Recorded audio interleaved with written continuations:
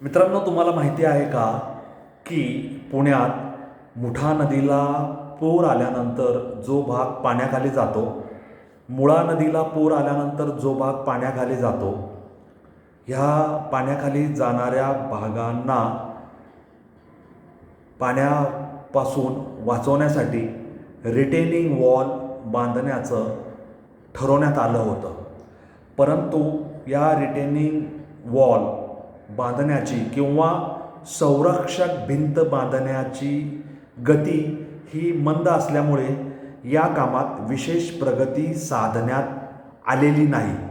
त्यामुळे नुकताच मागच्या आठवड्यात म्हणजे जुलैचा पहिला आठवडा म्हणजे साधारण 1 जुलैपासून 8 ते 9 जुलैपर्यंत किंवा 2 जुलैपासून 8 जुलैपर्यंत पावसाने पुण्यात थैमान घातलेलं होतं. 8 दिवस पाऊस पडत होता आणि नदीच्या काठावरील अनेक भागांमध्ये पाणी शिरल्याच्या घटना या नोंदवण्यात आलेल्या आहेत. म्हणजे दरवेळेस पाऊस येतो आणि हा भाग पाण्याखाली जातोच जातो. आपल्याला या भागाला पाण्याखाली जाण्यापासून रोखायचं असेल तर नदीपात्रातील अतिक्रमणं किंवा नदीपात्रातील राडारोडा कमी करणं हे जसं गरजेचं आहे, पाण्याला वाहून जाण्यासाठी वाट मोकळी करून देणं हे जसं गरजेचं आहे, तसंच ज्या भागांमध्ये पाणी पसरायची भीती आहे त्या भागांमध्ये उंच अशी संरक्षक भिंत उभी करणंसुद्धा गरजेचं आहे. आता हा पाण्याखाली जाणारा भाग कुठला आहे किंवा ज्याला आपण वॉटर लॉगिंग एरिया किंवा वॉटर लॉग्ड एरिया असं म्हणतो, तो कुठला आहे तर रजपूत झोपडपट्टी, पुलाची वाडी, पाटील इस्टेट, आंबील ओढा, पर्वती, दत्तवाडी, सिंहगड रोडचा काही भाग, कात्रज, कर्वेनगर, नारायणपेठ, कसबापेठ, बोपोडी, एकतानगर. आता या सगळ्या भागांना पुराच्या पाण्याचा तडाखा बसतो.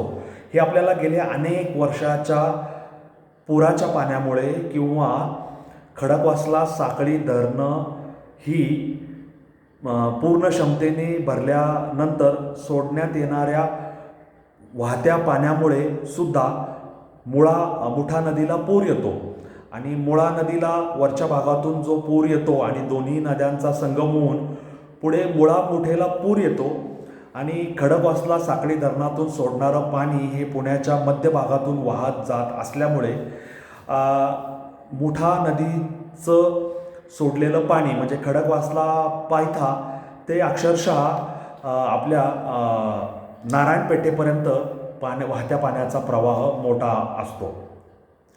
आता पुणे महानगरपालिकेने 10 अशी स्थानं निश्चित केली होती की जिथे त्यांना रिटेनिंग वॉल म्हणजे संरक्षक भिंत ही उभारायची आहेत. त्याच्यामध्ये महत्त्वाचा भाग होता तो विठ्ठलवाडी परिसरातील तिथे आणि इतर 2 ठिकाणीच प्रत्यक्ष कामाला सुरुवात झालेली आहे. आता ह्या मंद प्रगतीचं कारण काय आहे ते आपण समजून घेऊया. परंतु मित्रांनो, आपल्याला माहिती असेल की 2019 साली आंबील ओढ्याला मोठा पूर आला होता आणि त्यानंतर 88 ठिकाणं निर्धारित केली होती की जिथे संरक्षक भिंतीची गरज आहे. परंतु आपल्याला माहिती आहे की संरक्षक भिंत बांधण्यासाठी सगळी जमीन ही पुणे महानगरपालिकेच्या किंवा शासनाच्या ताब्यात नाही. शासनाच्या ताब्यात असेल, पुणे महानगरपालिकेच्या ताब्यात असली असती तर आपल्याला संरक्षक भिंत रिटेनिंग वॉल ही तात्काळ उभारता आली असती. परंतु ह्या जमिनी ताब्यात नसल्यामुळे भूसंपादन हा सगळ्यात मोठा अडथळा ठरलेला आहे. त्याचबरोबर जमिनींची मालकी खाजगी लोकांकडे असल्यामुळे काही लीगल इश्यूज म्हणजे काही कायदेशीर प्रश्न जमिनीच्या मालकीचे उपस्थित झालेले आहे आणि त्यामुळे जागाच ताब्यात नाही, त्यामुळे भिंत उभारायची कुठे असा प्रश्न स्थानिक प्रशासनाकडे निर्माण झालेला आहे. त्याशिवाय ज्या जागा उपलब्ध आहेत त्याच्यात अतिक्रमण फार मोठ्या प्रमाणावर आहे आणि ते काढायचं कसं, कायदा सुव्यवस्था अबाधित राखून ते काढणं हे सुद्धा प्रशासनासमोरील फार मोठं आव्हान आहे. त्यामुळे या सगळ्या ठिकाणी काम सुरू करणं हे प्रशासनाला शक्य झालेलं नाही आणि त्यामुळे कामाची प्रगती मंद आहे असं आपण आज नमूद केलेलं आहे विशेष करून.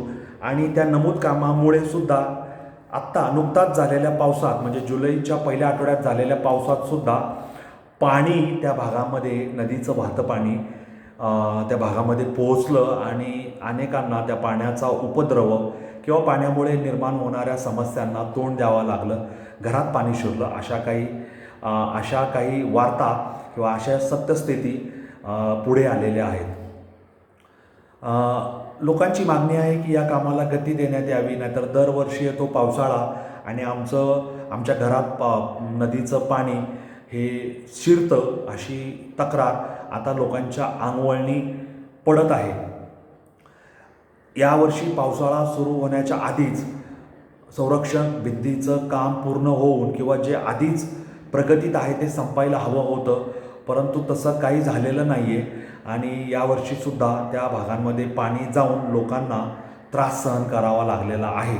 आणि आपण मग पुणे महानगरपालिका किंवा स्थानिक संस्था ज्या आहेत त्यांच्याकडे विविध करांचा भरणा करतो, पण त्याच्या बदल्यात आपल्याला मिळतं काय अशी एक दुःखाची भावना लोकांनी व्यक्त केलेली आहे. विशेषतः एकता नगरीचा भाग असेल, त्याच्यानंतर त्या परिसरात सिंहगड रस्त्याच्या परिसरात खडकवासल्यापासून विठ्ठलवाडीपर्यंत नदीच्या पात्रात ज्या वसाहती उभा राहिल्यात, ज्या सहकारी गृहनिर्माण संस्था गृहसंकुलं उभी राहिली, तिथं पाण्याचा प्रादुर्भाव होतो. कारण नदीचा प्रवाह म्हणजे खडकवासला धरणातून सोडण्यात येणारं पाणी ह्या सगळ्या भागातून वाहत येतं आणि तिथे संरक्षक भिंत नसल्यामुळे पाणी त्या सोसायटींमध्ये, त्या गृहनिर्माण संकुलांमध्ये, गृहसंस्थांमध्ये शिरतं आणि लोकांचं जगणं बाधित होतं असं म्हणायला काही हरकत नाही.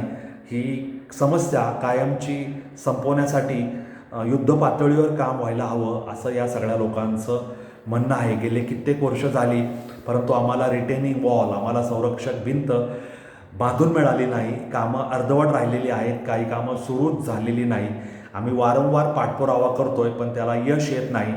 निधी असेल तर जागा नाही, जागा असेल तर कोर्ट कचेऱ्या चालू आहेत, जागेवर अतिक्रमण आहेत अशी कारणं सांगितली जातात आणि त्यामुळे दरवर्षी आम्हाला पुराचं पाणी आमच्या घरात आलेलं पाहावं लागतं आणि त्यामुळे आमचं जनजीवन विस्कळीत होतं असं या भागात राहणाऱ्या किंवा पुराच्या पाण्यामुळे बाधित होणाऱ्या लोकांचं म्हणणं आहे.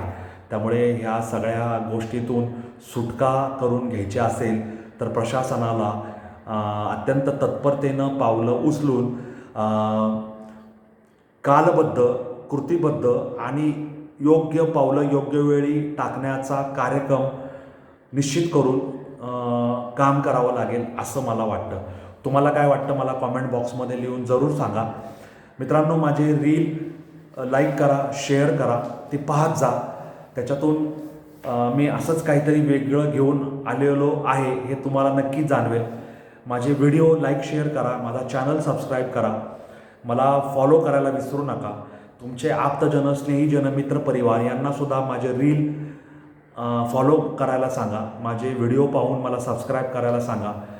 मी असे काही वेगळ्या वाटेवरचे विषय जे काही माहितीपूर्ण, अभ्यासपूर्ण आणि तुम्हाला काही माहिती देईल अशा प्रकारचे असतात. त्याच्यातून काही वेगळी माहिती तुम्हाला मिळेल असा माझा प्रयास असतो. तुम्ही माझे व्हिडिओ पाहून त्याचा अनुभव घेऊ शकता. तर या पावसाच्या पाण्याने किंवा पुराच्या पाण्याने बाधित होणाऱ्या भागातील मुळा नदी असेल किंवा मुठा नदी असेल तिथे संरक्षक भिंत बांधण्याचं प्रयोजन हे काही वेग घेत नाही आणि लोकांना पुराच्या पाण्याचा त्रास सहन करावा लागतो. हा विषय तुम्हाला कसा वाटला? तुमचे अभिप्राय मला कॉमेंट बॉक्समध्ये जरूर लिहून सांगा. आणि मी सांगितल्याप्रमाणे माझे व्हिडिओ लाईक करा, शेअर करा, माझा चॅनल सबस्क्राईब करा, माझे रील पाहत जा, ते लाईक करा, शेअर करा, मला फॉलो करायला विसरू नका. आणि अशाच वेगळ्या वाटेवरील विषयांसाठी माझ्याशी जोडलेले राहा एवढीच माझी तुम्हाला विनंती आहे. धन्यवाद. जय हिंद, जय महाराष्ट्र, वंदे मातरम, जय श्रीराम, जय जगन्नाथ, जय सनातन. धन्यवाद.